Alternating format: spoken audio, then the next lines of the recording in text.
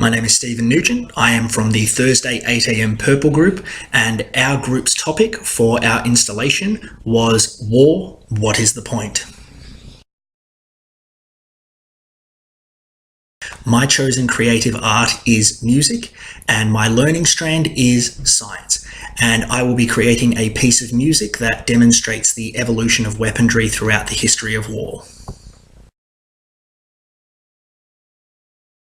My component of the installation addresses the use and influence of sciences from level 6 and under the heading ACSHE100, which clearly states scientific understandings, discoveries and inventions are used to solve problems that directly affect people's lives.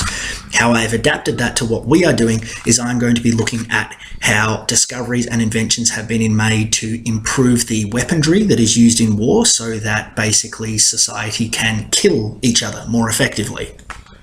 My component of art also falls under stages 5 to 8, specifically in creating and making, and it is looking at the ways students use their ideas to create ways of communicating meaning and messages, and obviously in this example it is the horrors of war. My component addresses the cross-curriculum areas including sustainability. For example, to create their piece of music, the students would need to collect their own recycled materials to help them create their sounds. It could also be used in conjunction with English, specifically writing. For example, if the students would need to create lyrics for their piece of music.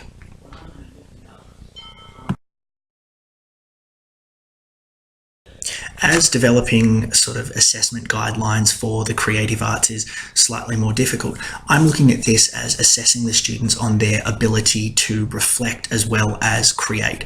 So taking influence from a recent placement I did with the students' inquiry units, the students were actually tasked with creating their own rubric through class discussion. So the class would design their own rubric for their piece of music. So when the students are assessed, they're all in agreement of what they're looking for. So when they're trying to create their piece, they know exactly what they need to create by simply looking at the rubric that they themselves have created, so they can say, well, I know I'm being assessed on this point here, so that's what needs to be in my video. And I think that's the best way to allow them to have a sense of ownership over their own work. In terms of both student and teacher learning, I think a lot of research and knowledge has been developed recently about the need to give students an outlet where they can express their own creativity. And so obviously the creative and the performing arts are obviously the perfect situation for students to do that. So for example, students that might not be so well versed in areas such as mathematics or literacy or science or something like that, when they're placed in a creative arts setting, they're allowed a lot more freedom to express themselves as they, not simply, giving right or wrong questions and answers. They're given that freedom that allows them to broaden their minds and basically expand their own thinking about certain things. Obviously, the topic of war is a it's a topic that has to be approached with a certain care, obviously for the teachers, but we can learn from our students, see sort of like how war appears through the eyes of a child. And that certainly helped me with the creation of my piece. When developing my sound for my musical piece, I wasn't trying to create a song per se. I was trying to basically convey how chaotic and how unstructured the sounds of war are.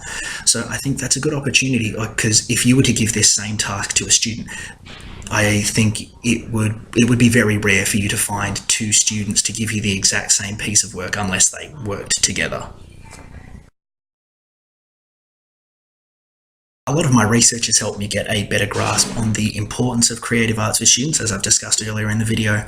So I think working with my teammates, specifically working with James, who was able to provide me many of the tools that were used for the creation of my piece of music, it was a great opportunity for us to just come together and collaborate and say, what if we tried this, or what if we added that? So, the readings obviously played an important part, but I think just sort of shooting ideas off the rest of the group was one of the biggest roles in helping us create something that we could all be proud of. And it all just clicked and came together and helped us create an installation piece that flowed from person to person and basically made sense.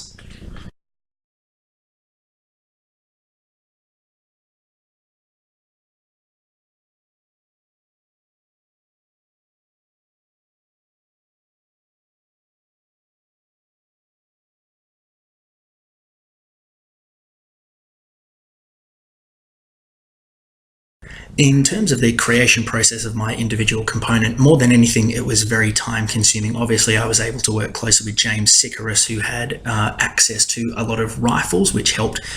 We used that, in connection with each other, making all the cocking and reloading sounds. My recording was done with a program called Lexus Audio Editor, which there will be information for below.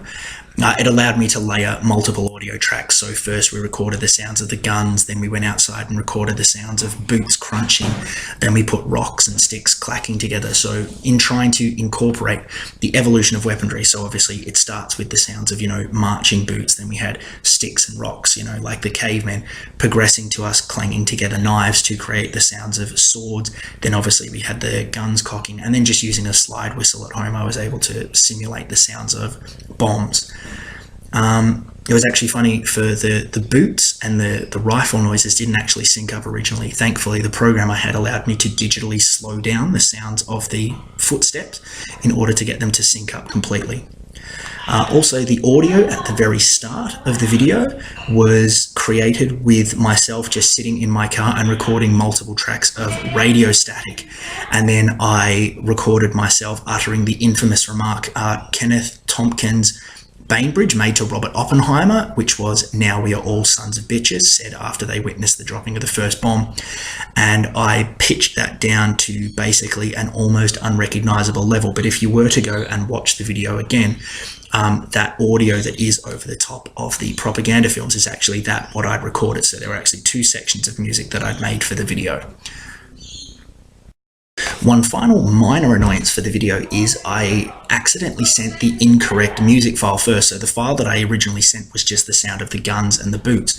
When I sent a few hours later the actual sound that incorporated everything else, including like ambient noises and stuff like that. However, due to a mix-up, unfortunately, the original file that I sent was the one that was used in the video, not the completed one. So I'm going to attach the actual full audio file that I had intended to use, which unfortunately time didn't allow us to put it back in due to my own mistake. So I have no one to blame but myself for that. But minor annoyance, but there it is. And that's the end of my video. Thank you very much for watching, and hopefully this has helped shed some light onto the creation process that led to the development of this piece of music. Thank you very much.